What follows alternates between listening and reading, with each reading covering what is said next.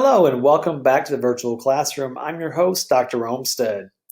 Today's topic is the second half of our lecture on market revolution and reform, specifically focused on what I call a lecture, The Alcoholic Republic.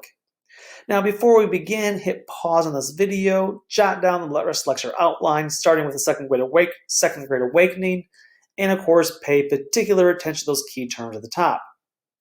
Let's begin. Now, during the period of the market revolution, we had so many massive changes going on. The transportation revolution, we have the beginnings of the industrial revolution, we have women in the workplace, the new middle class.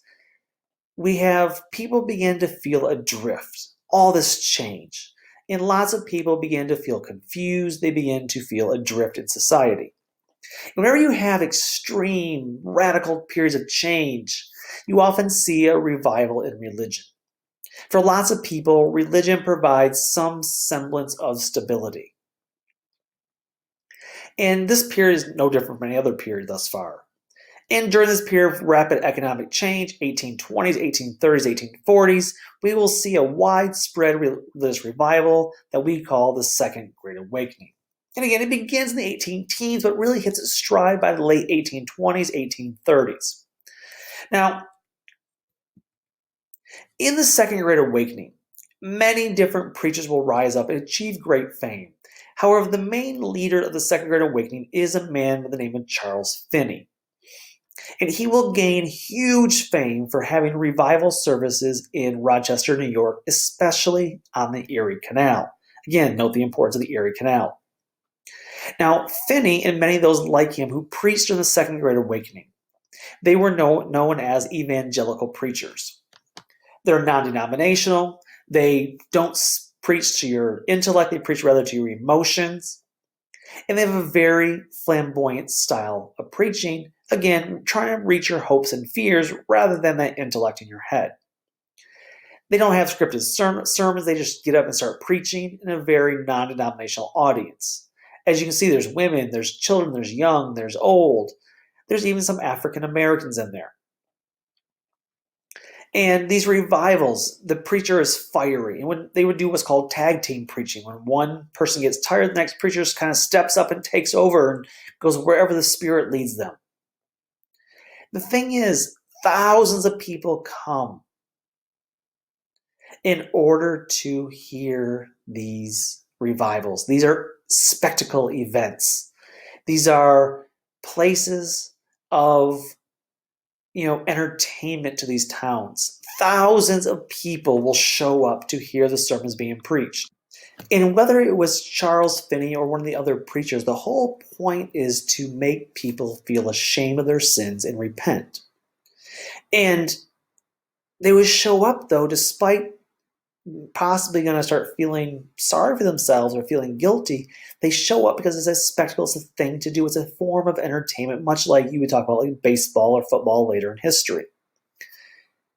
But the thing is, the Second Great Awakening is very important, just like the First Great Awakening was. If you recall correctly, we talked about the First Great Awakening and how it was kind of that first great American event, right? Because it didn't take place in Europe. It was not an European import that connected us back to the mother country, but rather it was uniquely American. And it kind of divided us from, the mother country, England. And this will be very similar in dividing our country. Because while the Second Great Awakening does take place all throughout our country again, it's going to have very different messages depending on where you live. So for example, in the South, the Second Great Awakening focuses heavily on individual salvation. In other words, you're a sinner, you need to repent. Again, that's fine. That's what revival does. That's what Christians believed. But if you're in the North, it's a very different message. According to people like Charles Finney, individual salvation is only step one. Now, in the South, that's where it stops. But in the North, individual salvation is just step one. Charles Finney argued that if you can recognize sin in your own life, then once you do that and repent, you can also recognize evil in society. And that it is your job after you repent to correct these evils in society as well. Now, you can understand very quickly why the South does not like the second part of this message, because then you have to deal with the issue of morality and slavery issues.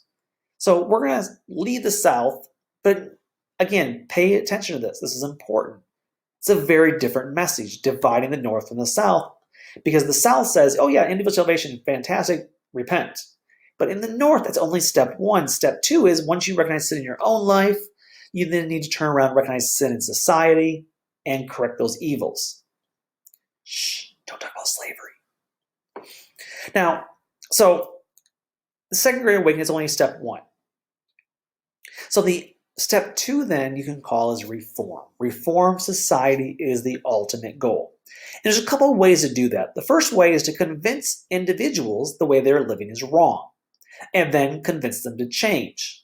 You can use personal testimony, you can use fiery preaching, you can produce pamphlets and education. All these things are convincing others their attitudes, their living, their modus operandi is wrong, is known as something known as moral suasion. So step one to reforming society is convince people what they're doing is evil, it is wrong, and they use a process known as moral suasion. Convince them they're wrong, convince them to change their behavior. And then step two, then you can move on to, which is political action. So the message of the Second Great Awakening is two steps. Number one, individual salvation. Number two, recognize evil in society and change that. To change that, there are two steps. Number one, moral suasion.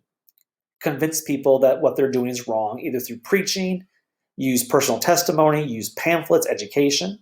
And then move on to step two, which is political action. Make the activity illegal. Very simple. And this process becomes known as antebellum reform. Now, please note, antebellum is, before the war, before the Civil War. So antebellum means before, postbellum would be after the war. So the Second Great Awakening, out of the Second Great Awakening, we're going to see a wide array of reform efforts across our country. And they all fall under the category of antebellum reform. Again, out of the Second Great Awakening will spur numerous reform activities. In other words, and is especially prominent in the middle and upper class, especially among women. Why? They took that cult of domesticity, they infused it with religious fervor, and you will see women get very active in these reform movements. And again, they use moral suasion, they move to political action. So what are some of the reforms we talk about? Well, workers' rights.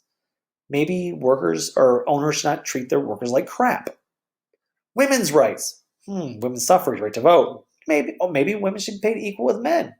Why not? Abolition movement. We'll talk about that one later, obviously, with freeing the slaves. Public education. And of course, the big one we're going to talk about right here is the alcoholic movement, or the alcoholic republic that we're dealing with. Now, all these movements, most of the leadership will be, in fact, men. Men will be the leaders of these movements.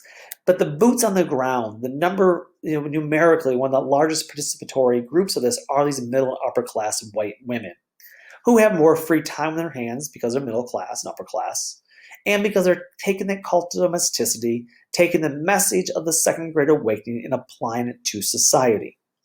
So again, let's talk about one reform activity. We'll talk about abolition later, but talk about the alcoholic issue, or alcoholic movement, or alcoholic reform. You got to realize between 1790 and 1830, so 1790 to 1830, this very formative years of our country's history. 1790 was basically the year we have our first president now. So the first 40 years of our country's history, Americans consumed more alcohol than any other period at a time when we need men to be sober and informed to make wise choices. Think about that for a minute. Americans consumed more alcohol than any other time period in history from 1790 to 1830. And you got to realize, I'm not talking about namby-pamby, Zima, 1% alcohol or Moscato you get at the taste test in HEB. No, no, no, no, no, no. We're talking 45%, 90 proof alcohol, liquor, hardcore stuff. Let me give you an example of just how rampant alcoholism was in our country in the turn of the century and during the market revolution period. For example, in 1793, the governor of New York threw a party for 120 guests. So at the governor's mansion in New York in 1793, he threw a party. There were 120 people there. On the receipts, they consumed 135 bottles of Madeira. In case you know what Madeira is, this is rich person's alcohol. So 120 guests consumed 135 bottles of Madeira, 36 bottles of port, 60 bottles of English beer, and 30 large bowls of rum punch. Can we say there's an alcoholic problem in our country? And many Americans began to feel there was a serious problem with too much alcohol and the type of alcohol. In other words, alcoholics, drinking alcohol is an evil that needs to be corrected, needs to be reformed. And so we start dealing with that. And again, this is an outgrowth of the cult of domesticity. It's an outgrowth of the Second Great Awakening. So what is step one? We see an evil. We need to correct it. Okay. So step one then is moral suasion. We need to educate the public that there is a problem. And so in 1826, the American Temperance Society is formed, and they're going to do some research. And they figured out that every year during the 1820s, 9 million women and children, every year during the 1820s, this American Temperance Society found out, did this research, and they published this statistics that every year during the 1820s, 9 million women and children consumed 10 million gallons of distilled spirits every year. Women and children. That's astonishing. But what about the men? 3 million men consumed 60 million gallons. 3 million men consume 60 million gallons. That's 20 gallons every year. 3 million men consumed half a pint a day. That's broken down. Then we can break down even further. Half of all men consume 2 ounces per day. It's a little shot. This is hardcore stuff. 1/4 were known as habitual temperate drinkers. They consumed 6 ounces per day. 1/8 of all men were regular toppers or occasional drunkards, consuming 12 ounces of hardcore liquor a day. Now see, math says we have 1/8 left. Oh yeah, 1/8 are confirmed drunkards consuming 24 ounces of hardcore liquor every day. Think about this for a minute. You go to Starbucks, you order a venti. That's just over 20 ounces. So you order a Frappuccino, get a little topper cup on top, a little dome on top. That's about 24 ounces. You're drinking a venti-sized Frappuccino worth of hardcore 90 proof alcohol every day. 1 out of every 8 men. Wow. Can you say we have a problem in our country? We are truly the alcoholic republic. The question is why? Was it just because people wanted to get drunk? Well, maybe.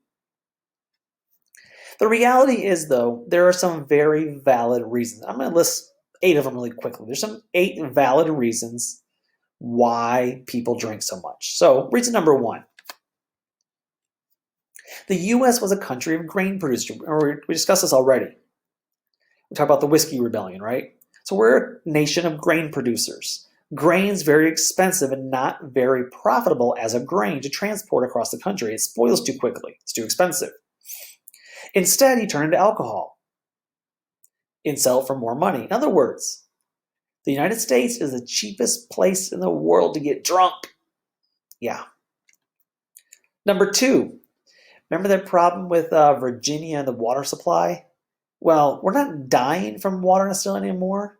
We've learned where the bathing versus the bathroom water is. But the reality is we still have very little sanitation. The water is not clean. It's only going to get worse thanks to factories. And therefore, if you can't drink the water, what are you going to drink? Alcohol. Number three, lots of Americans love meat. Come on, we're Texans. We love our meat because some good old brisket. The problem is they like their meat back then too. But you got to refrigerate meat to keep it from spoiling. Or, due to a lack of refrigeration, there's no refrigerators yet, how do you preserve meat? You salt it. Lots and lots of salt to preserve it. Of course, when you eat salted meat, it may still taste good. You might still like it. But salt makes you mouth dry. It makes you incredibly thirsty. You can't drink the water, so what do you drink? Alcohol at every meal. And then, of course, you realize that alcohol consumption, just because of all these reasons, alcohol consumption became just part of your everyday life. So, hey, you get up in the morning, a little chilly in the air, have a little drink, take the edge off, the cold edge off. You go to work, your boss says, hey, thanks for coming to work today. Here's a drink. You go off to lunch, meet the buddies at the bar, have a drink. You go back to work in the afternoon. Your boss says, hey, thanks for coming back. Have a drink.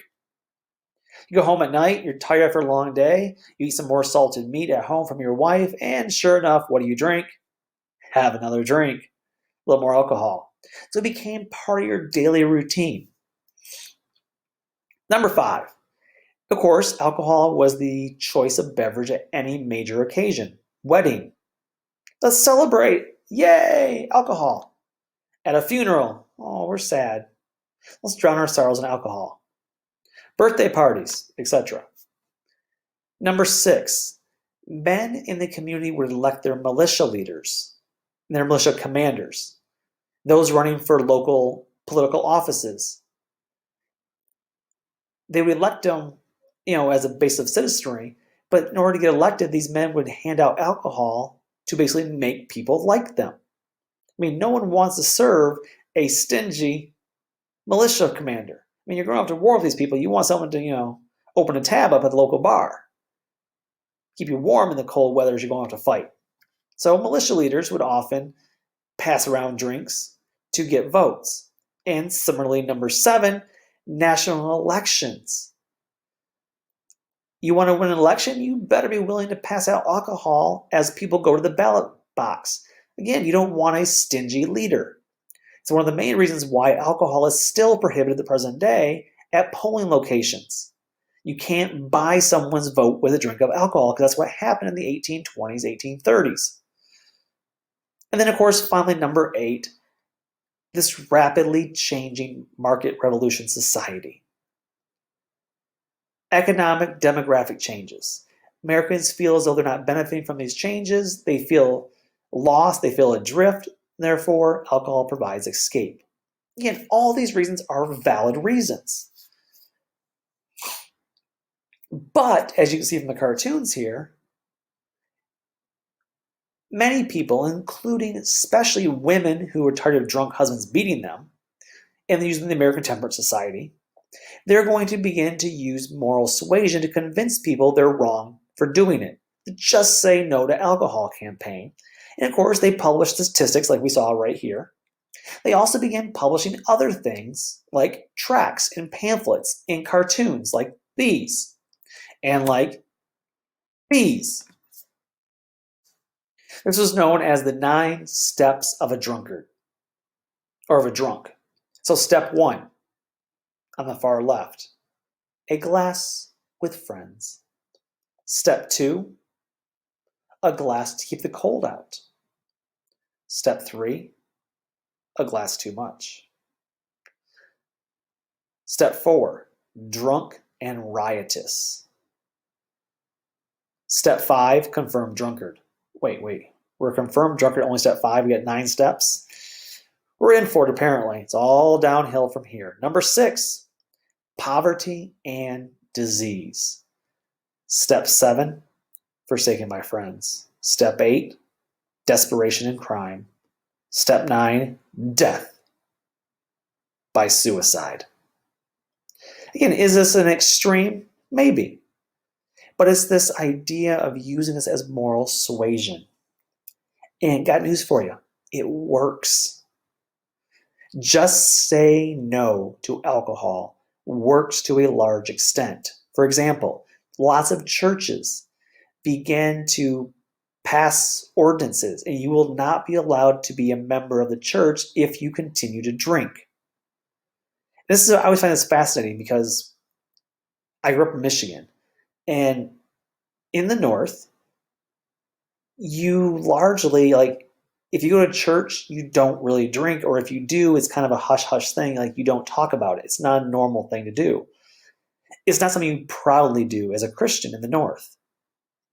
When I moved to Texas, I was shocked where it's seemingly every Christian I met, it was normal for them to go out and have drinks, whether it's mixed drinks or wine or whatever. It was just normal part of life. And I realized quickly then that this is, again, a legacy of the Second Great Awakening. Up north, remember, you try to fix society. So in the North, it actually works. Churches began to ban alcohol use, except for during communion, of course. In the South, where it was never as big of a deal, people still drank alcohol. It was never as big of a push in the South because if you push for alcohol reform, you have to push for other reforms like abolition.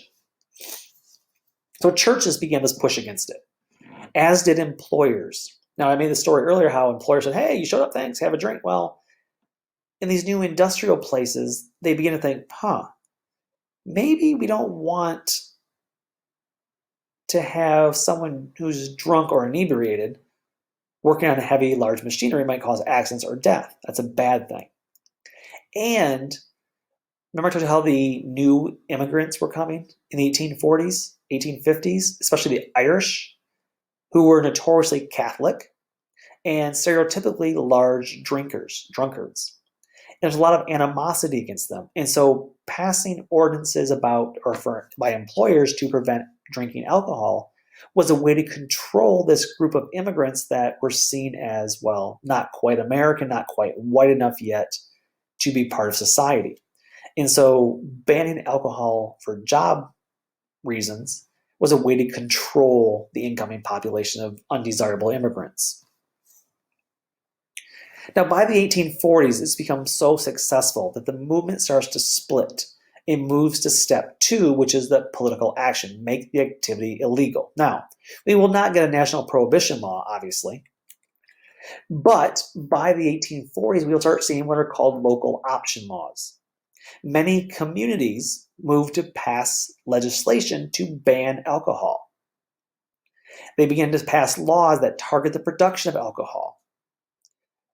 And as local communities do it, it moves up to the state level. By 1851, the state of Maine is the first state to pass a prohibition law that prohibits the manufacture and sale of alcohol. By 1860, on the eve of the Civil War, 16 states have prohibition laws. Think about this for a minute. There are still places here in Texas that are known as dry counties. My wife grew up near Dallas, and she remembers that the county she lived in was a dry county. You couldn't buy alcohol there. So the county itself had prohibition laws. Of course, what was funny about that was you go to the next county over, the very first thing you see when you cross the county line is a liquor store. So you could just cross the county, grab the alcohol, and go back to your home. But there is still this legacy here in Texas. Oh, and one more legacy here in Texas. Think about it. Every Sunday, you want to buy alcohol, you can't do so before noon. Why? Because of religious reasons and because the state believes, and this is a partial ban. It's a local option law. The state of Texas says you can't buy alcohol before noon on Sundays. Why? Good question. But this antebellum reform movement, and this is just one facet of it, right? The push against alcoholism or alcoholic republic was only one part. But no, all these reform movements start with moral suasion, then move toward political action. But both show how Americans are striving to improve their society as they follow the vision for a proper society, as envisioned by middle and upper class white Protestants to control. Why do they do it? Remember, yeah, there's some altruistic reasons here. They want to improve society. That's true. But it's also about control. Like I mentioned about the employers wanting to control the new immigrants. Middle and upper class white Americans want to control their society and make it in their image. They want to control things like domestic abuse, especially for women. They want to control the working class, which they see as drunk and riotous and, well, beneath them. They want to control those new immigrants who they feel are Catholics and drunks.